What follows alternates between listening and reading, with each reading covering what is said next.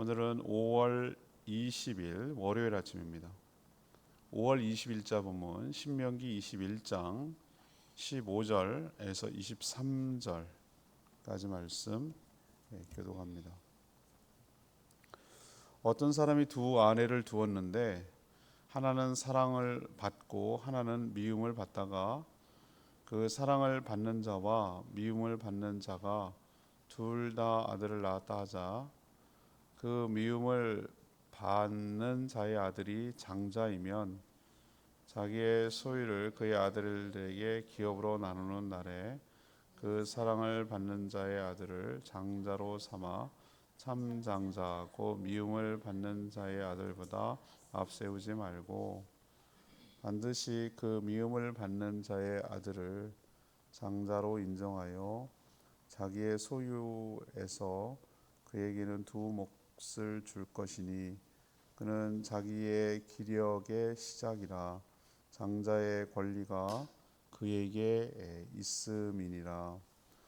사람에게 완악하고 패역한 아들이 있어 그의 아버지의 말이나 그의 어머니의 말을 순종하지 아니하고 부모가 징계하여도 순종하지 아니하거든 그의 부모가 그를 끌고 성문에 이르러 그 성읍 장로들에게 나아가서 그 성읍 장로들에게 말하기를 우리의 이 자식은 완악하고 패역하여 우리 말을 듣지 아니하고 방탕하며 술에 잠긴 자라 하면 그 성읍의 모든 사람들이 그를 돌로 쳐 죽일지니 이같이 내가 너희 중에서 악을 제하라. 그리하면 온 이스라엘이 듣고 두려워하리라. 사람이 만일 죽을 죄를 범함으로 내가 그를 죽여 나무 위에 달거든 그 시체를 나무 위에 밤새도록 두지 말고 그날에 장사하여 내 하나님 여호와께서 내게 기업으로 주시는 땅을 더럽히지 말라. 나무에 달린 자는 하나님께 저주를 받았음이니라. 아멘.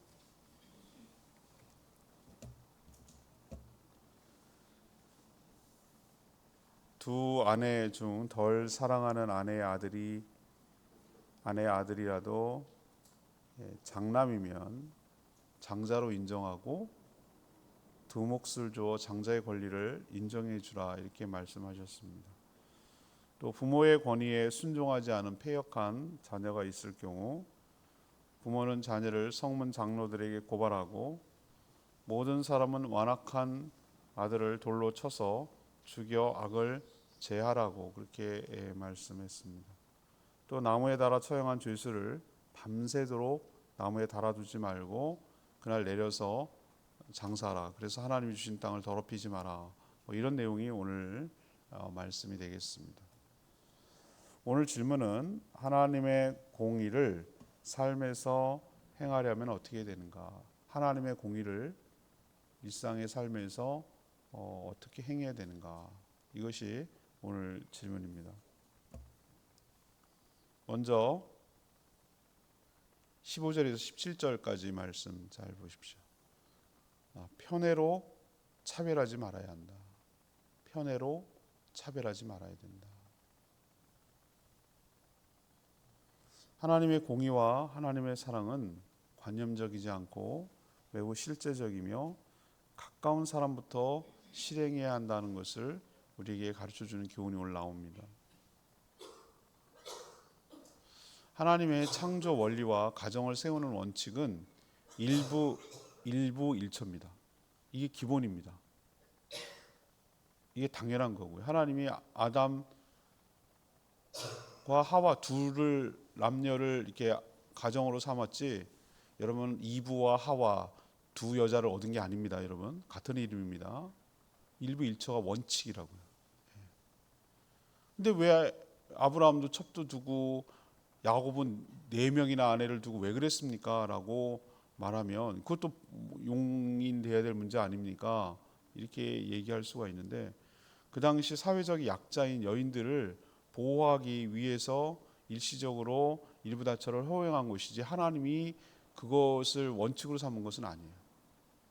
모든 가정에서 보듯이 특히 야곱의 가정에서 보듯이 아내들이 많으면 당연히 더 편애가 생기고 집안의 갈등이 계속 일어나는 거예요. 요셉도 그런 갈등 속에서 일어난 일이라고 생각. 물론 하나님께서 그것을 뒤집어서 하나님의 섭리로 합력하여 선을 이루어서 그 놀라운 그것을 뒤집어 엎어가지고 하나님의 구원의 역사를 펼쳤으니까 그런 해피엔딩으로 끝났을지 모르지만 아무튼 그 과정을 지켜보면은 보통 어려움과 아픔이 있는 게 아니란 말이죠.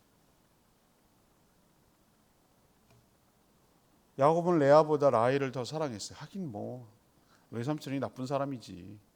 어떻게 패키지로 그렇게 할 수가 있어. 정말 나빠요. 그죠? 한 번에 둘을 처리하려고 그런 식으로 꼼수를 부려갖고 그러니까 야곱도 어떻게 보면 피해자예요. 7년하고 또 7년하고 진짜 자기가 좋아하는 아내 라헬을 얻으려고 그냥 레아는 덤으로 얻은 거잖아요. 그죠? 그러니 이런 비극은 처음부터 시작됐던 거라고 이해는 되지만 참 그래도 그런 건 아닌 것 같아요. 그래서 유독 라헬이 낳은 첫 번째 아들 요셉을 지독스럽게 편애했어요. 노골적으로 드러내게 편애했어요. 채색옷은 당시에 아니 색깔 있는 옷이 뭐가 그렇게 아니요. 옛날에 물감이 없었어요. 우리는 지금 굉장히 그 화려한 색상이 다양하게 그걸 할 수 있는 게 최근의 일이에요, 여러분. 최근의 일.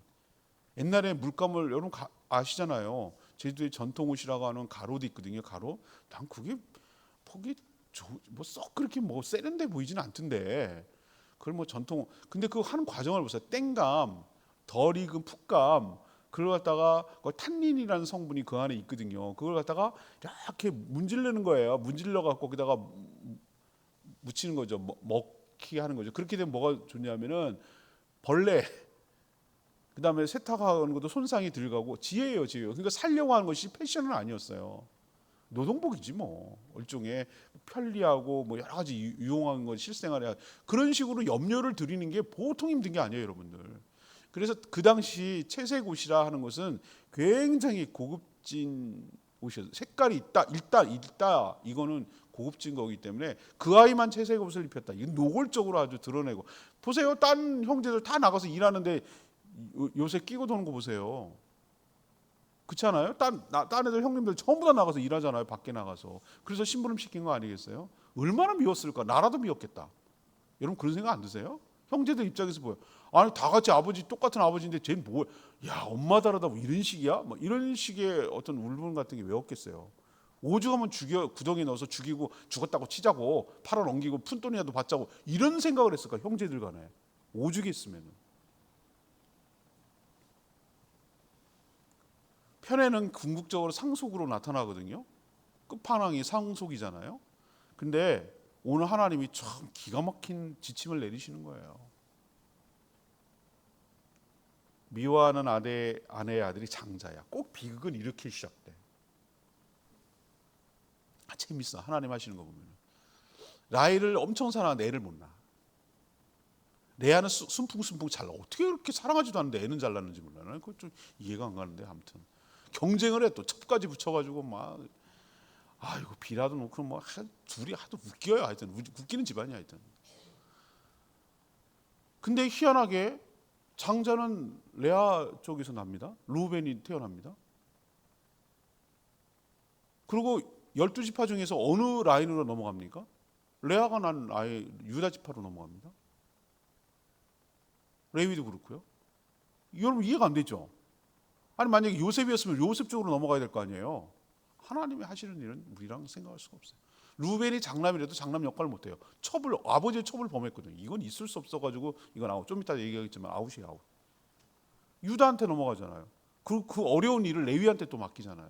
전부 다 라헬 쪽과 상관이 없어요. 오히려 라헬이 난 므낫세, 그러니까 요셉의 아들이죠. 므낫세고 에브라임은 북쪽 이스라엘을 만들었는데 항상 유대하고 대치합니다.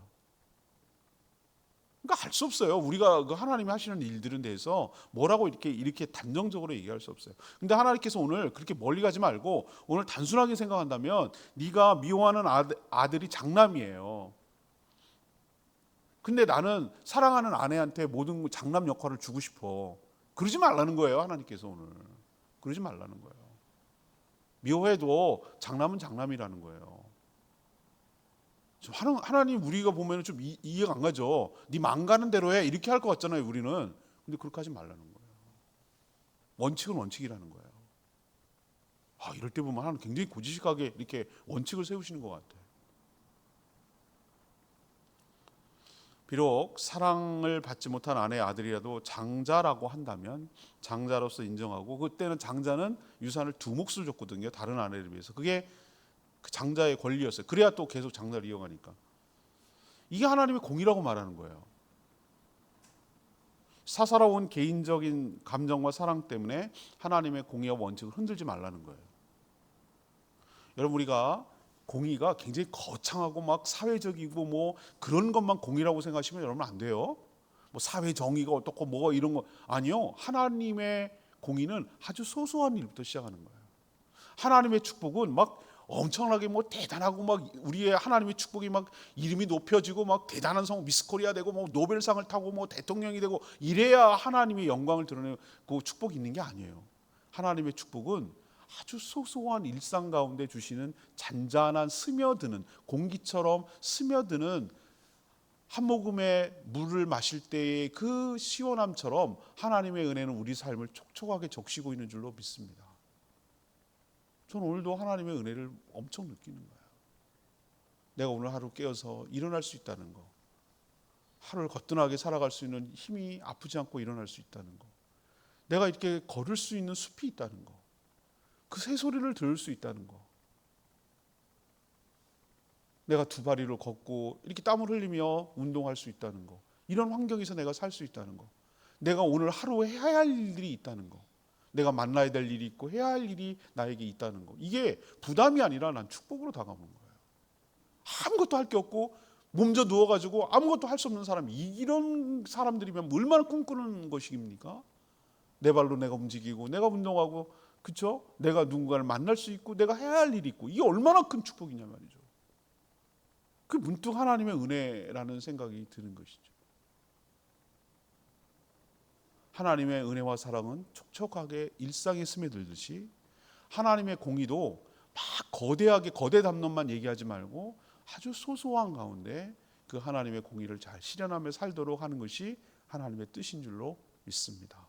이 2가지를 놓치면 안 돼요. 하나님의 사랑, 하나님의 공의. 이 2가지 속성이에요. 이것이 좌우로나 우로나 치우치면 안 돼요. 사랑 쪽에 치우치다 보면 공의가 상실돼 버려요.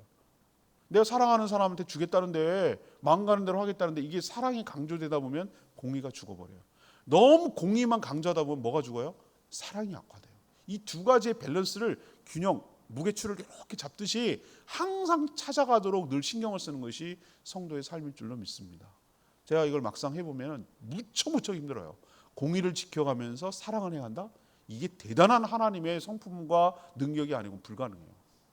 여러분은 그렇지만 끝까지 끊임없이 계속해서 사랑과 공의가 실종되지 않도록 2가지가 공존할 수 있도록 그 적정한 지점을 찾아내도록 우리는 끊임없이 노력하며 살아가야 될 줄로 믿습니다. 2번째 얘기는요, 18절에서 21절. 권위에 순종하게 해야 한다. 하나님의 공의를 삶에서 적용하는 게 2번째예요. 권위에 순종하게 하는 거예요. 동서고금 어디서나 폐륜을 저지르는 악한 자녀가 있기 마련입니다. 마음이 완악하고 패역해서 부모의 말에 거역하고 순종하지도 않고 징계를 하는데도 불구하고 거역하는 아들이 있을 경우 어떻게 해야 될까? 오늘 이런 얘기를 진짜 살벌하게 해줘야 되는데 하나님이 이런 얘기하는 줄 몰랐을 거예요, 여러분. 어떻게 하라는 줄 아세요? 이건 가정의 문제라고 하나님 보지 않았어요. 이건 사회적 문제이고 공동체의 문제라고 본 거예요. 하나님 이 시각에서는 이건 단순히 부모 자식 간의 문제로 보지 않았다니까요. 이거에 여러분 잘 생각하셔야 돼요. 부모는 이 패역한 자식을 끌고 공적인 공간인 성문 앞 장로들, 이건 공적 공간이에요. 재판의 의미가 있어요. 장로들에게 끌고 가서 이 자녀가 얼마나 완악하고 패역한지, 그리고 부모의 권위를 무시하는지, 몇 번의 권면을 해도 안 듣고 맨날 방탕하고 허랑방탕하고 술 먹고 거역하고 징계를 해도 돌이키지 않고 이루고 있다라고 얘기를 하는 거죠. 그렇게 악행을 일삼는다고 고발하면 성읍의 모든 사람들은 그 자식을 향해서 돌을 던져서 죽였어요. 어머나, 어이구야, 여러분, 이 얘기 들으면 오금이 저리지 않으세요? 하나님 한수 더 뜨네. 정말 무서운 분이구나. 요즘 애들한테 이런 얘기하면 기가 막히다 그럴 거야. 기가 막히다. 그래서 뭐라고 오늘 표현하시냐면 공동체 가운데 악을 제거하라. 이렇게 말씀하셨어요. 정말 무시무시한 말씀이에요. 부모 말 거역하면 죽는다고요. 돌에 맞아서. 옛날에 그랬다고요. 왜 이렇게까지 하셨을까? 아니, 근데 생각 좀 해보자고요. 자기가 낳은 아들을 장로한테 끌고 와서 죽이는 부모가 어디 있겠냐고요. 그렇게 되기를 바라는 부모가 어디 있겠냐고요. 오죽하면 망나니처럼 굴었으면 부모가 그렇게 했겠냐고요. 오죽하면. 아무리 못난 자식이라도 감싸고 끝까지 포기하지 않는 게 부모 심정입니다. 자녀는 절대 포기할 수 없어요. 말은 그렇게 저주스럽게 해도 자식 키워보니까 그렇더라고요. 그건 안 되는 일이에요. 자식과 부모 자식은 그건 끊을래야 끊을 수 없는 거예요. 그냥 내가 지고 말고 내가 끌어안고 가는 거지 절대로 내칠 수가 없어요. 끊어질 수가 없어요. 그건 안 되는 일이에요. 그런데도 오죽하면 이러겠냐고. 오죽하면 얼마나 망나니 짓을 했고 얼마나 패역했으면 이렇게까지 하겠냐고. 근데 하나님께서 이렇게 단호하신 이유가 있어요. 부모의 권위에 순종하지 않는 자는 진정한 아버지, 참 부모 되시는 하나님 아버지의 권위에 순종하지 않아요. 왜 어렸을 때 부모의 권위에 순종하도록 두시는 줄 아세요? 부모가 완벽해서? 천만의 말씀이에요. 사춘기 지나고 성인이 되면 부모가 똑같은 인간이라는 걸 금방 알아요. 어쩌면 나보다 더 부족한 면이 있다는 걸 왜 몰라요? 알죠, 아이들도. 어렸을 때는 그냥 아무것도 모르고 부모가 하늘처럼 느껴지고 전부 다 천재 같고 슈퍼파워 같고 슈퍼맨처럼 느껴져요, 아기 때는. 그러나 점점 애가 크고 지가 배운 게 있고 경험하고 있고 지도 등치도 커지고 이러면은 아이고 부모도 별 수 없구나. 어쩌면 저렇게 모난 부분이 있구나. 부족한 부분이 있구나. 이런 생각 때문에 실망할 때도 있죠. 왜 없어요? 여러분 그런 과정 안 거치세요? 완벽한 부모가 어디 있어요? 근데 그런 부모한테 왜 순종하라고 하죠? 그 아이를 위해서 그러는 거예요. 어려서 부모의 권위에 순종하지 않고 따르지 않고 어떤 권위에 순종하지 않은 아이들은 나중에 커서도 어떤 권위도 부정해요. 그 부정했을 때 오는 피해는 그 아이가 고스란히 받는 거예요. 권위는 우리를 나쁘게 하려는 게 아니고 부려먹으려는 것이 아니라 우리를 뭐 하는 거예요? 책임지고 보호하는 거예요. 원래 하나님 주신 권위는 그런 의미였어요. 부모를 통해서 양육하고 보호하고 학교 이 선생님들 통해서 뭐 하는 거? 그 아이를 책임지고 양육하고 보호하고 가르치고 교회 목회자를 통해서 양육하고 보호하고 그 영혼의 유익을 위해서 하고 그 권위에 순종하는 것을 배우는 거예요. 공권력을 통해서 질서가 유지되고 그렇게 죄를 짓지 않도록 하는 거예요. 진짜 궁극적으로 뭡니까? 하나님의 권위에 순종함으로 하나님으로부터 오는 축복을 받아 누리도록 어렸을 때부터 그 권위에 순종하도록 훈련시키기 위해서 부모의 권위에 순종하도록 시키는 거예요. 근데 그걸 안 했다? 이 아이가 어떻게 자랄지 저는 명백합니다. 모든 권위에 대들고 도전할 거예요. 전 그런 사례를 많이 봤어요. 학교에 갔는데 등치가 크니까 이제는 초등학교 6학년만 해도 등치가 크거든요. 그런 애들이 여자 선생님 같은 경우 좀 작을 수도 있거든요. 머리 잡고 막 그냥 지가 가정에서 본 바대로 하는 거예요. 기가 막힌 일이 벌어져요. 중학교 가면은 사춘기 넘어서 그러니까 여자 선생님이 성적으로 희롱하고 놀리고 이런 일이 막 다반사가 일어나는 거예요. 대들고 막 자기 때리고 그랬다고 막 요즘 때리지도 않지만 그랬다고 막 지금 폭력을 하고 막 싸움하는 거예요. 무슨 조폭처럼. 이게 다 뭡니까? 부모의 권위에 순종하지 않은 결과를 그대로 받는 거예요. 그 아이가 커서 나중에 어떻게 될까요? 군대 가면은 상관의 명령에 복종하지 않고 총 들고 쏘는 거예요. 자기 교통딱지 범칙금 끊었다고 차 들고 가서 파출소에 가서 차 들이받는 애가 그런 애들이에요. 이 피해는 고스란히 누가 봅니까? 권위에 순종하지 않은 그 아이가 보는 거예요. 그래서 가장 기본되는 뭡니까? 부모의 권위부터 순종하도록 훈련하라고. 그렇게 해서 이렇게 어마무시한 이런 일이 실제로 일어나지 않기를 바라는 거죠. 이런 일이 일어나길 바라겠어요, 누가? 이건 비극이죠. 근데 이 경고하는 거죠. 너희들 부모의 권위에 순종할 때 부모가 가서 고발하면 너희들은 돌에 맞아 죽을 수도 있어. 라는 걸 생각하고 부모의 권위에 순종하게 하려는 하나님의 방침이에요. 이게 하나님의 공의예요. 권위에 순종하라. 권위가 너를 괴롭히는 것이 아니라 너를 지켜줄 것이다 라는 것, 가르치라는 거예요. 세 번째는 뭡니까? 22절, 23절 말씀이에요. 세상을 정결하게 하라는 거예요. 세상을 하나님의 관점에서 정결하게 하라. 사람을 나무에 매달아 공개 처형하는 것은 다른 사람이 보도록 함으로 일벌백계의 교훈을 주려는 것입니다. 어떤 이유로든 나무에 달려 죽은 사람은 하나님의 저주를 받은 것이 틀림없다고 했어요. 그러나 하나님은 저주를 받아 죽은 자의 시체를 나무에 달아두고 밤새도록 두지 말라고 했어요. 죽은 게 확인되면 당일에 내려서 장사를 지내주라고 했어요. 땅에 묻으라고 했어요. 왜 이런 조치를 하라고 하셨을까? 아무리 죄인이지만 죽은 자를 더 이상 모욕하지 말라는 뜻일까? 아니요.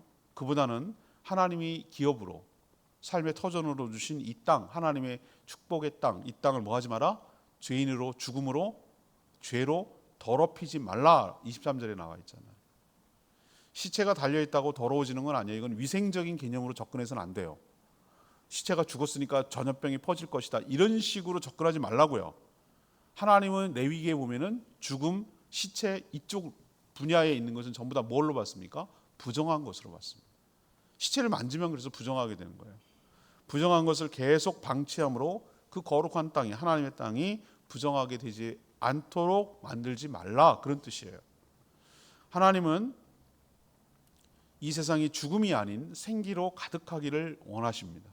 그래서 죄를 청소하고 정결하게 되기를 바라시는 것, 이 땅에 더 이상 아픔과 죽음과 거짓과 죄악이 가득하지 않게 되기를 바라는 것.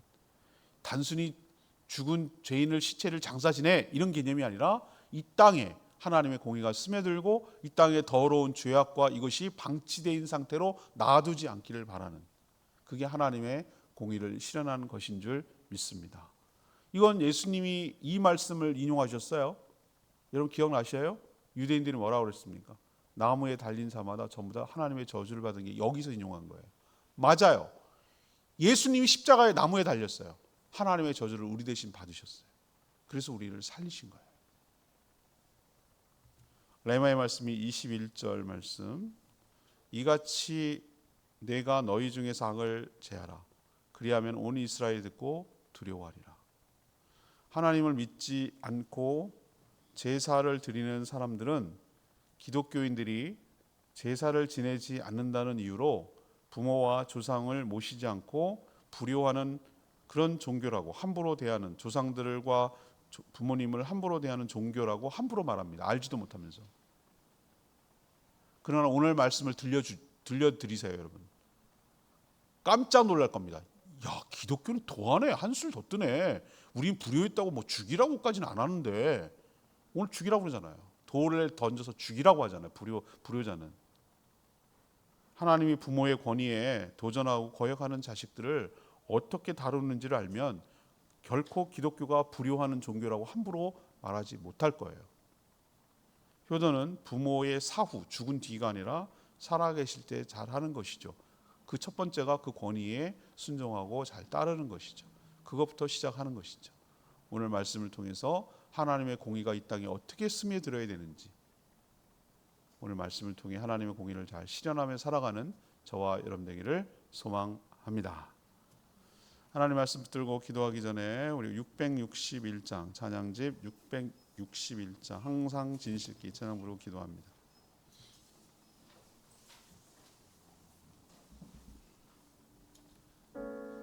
661장 항상 진실케 찬양하겠습니다.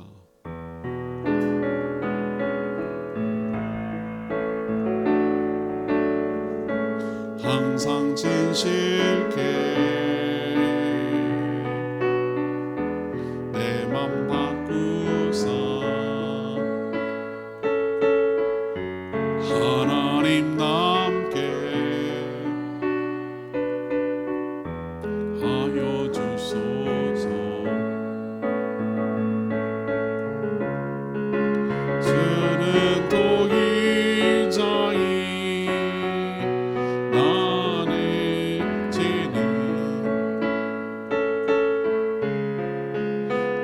날 빚으소서 기도하오니 항상 진실케 내 맘 바꾸사 하나님 남게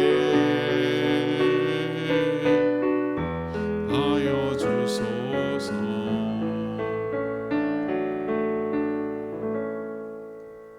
오늘 말씀 듣고 하나님의 공의가 사랑처럼 스며들기를 바라세요. 하나님은 참 공의로운 분이거든요. 막 되는 대로 하는 걸 원치 않으세요. 얼마나 보세요. 엄격하고 원리와 원칙을 지키는지. 아무리 사랑하지 않는 자녀의 아들이라도 장자라면 장자로서 인정해 주라는 거잖아요.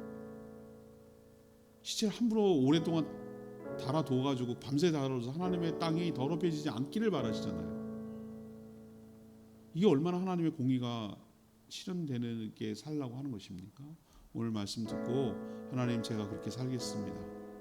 하나님 말씀대로 공의를 땅에 실현할 수 있도록 그렇게 살아가겠습니다. 주여 외치며 기도하겠습니다. 주여 하나님 항상 진실케 내 맘 바꾸사 하나님 남게 하여 주소서.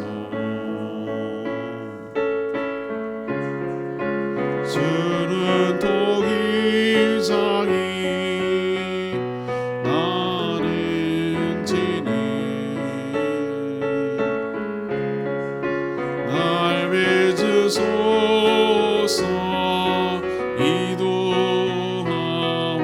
기도하오니 항상 진실케 내 맘 바꾸사 하나님 남게 하여 주소서.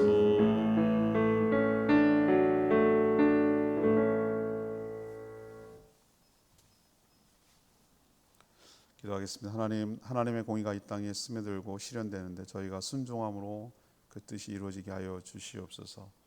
사람을 누구나 편애하거나 차별함으로 하나님의 공의가 망가지지 않게 하여 주시옵소서. 부모의 권위에 순종하지 않는 패역한 자녀들을 엄하게 다루시는 모습을 보면서 무조건 다 수용하는 것이 사랑이 아니며 그것이 오히려 공의를 훼손할 수 있음을 깨닫습니다. 사랑과 공의가 같이 균형 있게 가도록 힘쓰는 저희들 되게 하여 주시옵소서. 하나님은 이 땅이 거룩한 땅이 되기를 원하십니다. 부정한 죄와 죽음과 죄악이 가득하고 지배하지 않고 남아있지 않도록 생명으로 충만할 수 있도록 죄악을 제거하며 공의가 실현되는 데 힘쓰도록 살아가게 하여 주시옵소서.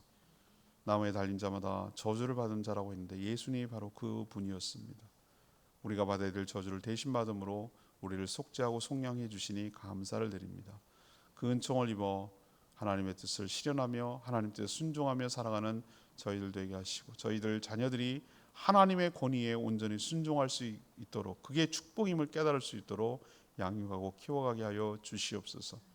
이 한 주간도 주님의 은혜 가운데 살기를 바랍니다. 주님 저희들과 함께 하여 주시고 동행하여 주시고 때를 따라 도와주시는 하나님의 손길을 경험하도록 하나님의 은혜를 경험하도록 인도하여 주시옵소서. 특별히 오늘부터 3일 동안 저녁 집회 2024년 제주 복음화 대성회가 있는데 집회 순간순간 매일매일마다 하나님의 은혜, 말씀의 은혜를 경험하게 하여 주시고 모든 집회가 은혜롭게 잘 진행될 수 있도록 하나님 축복하여 주시옵소서. 주님 손에 모든 걸 의탁하옵고 예수 그리스도의 이름으로 축복하며 기도합니다. 아멘. 오늘 하루도 이 한 주간도 주님 은혜 가운데 살아가게 되기를 축복합니다. 오늘 저녁 7시 10분부터 찬양 있는데요. 많이 참여해 주시길 바랍니다. 개인적으로 오시기 바랍니다. 카풀에서 오십시오. 충분히 기도하고 하루 시작하겠습니다.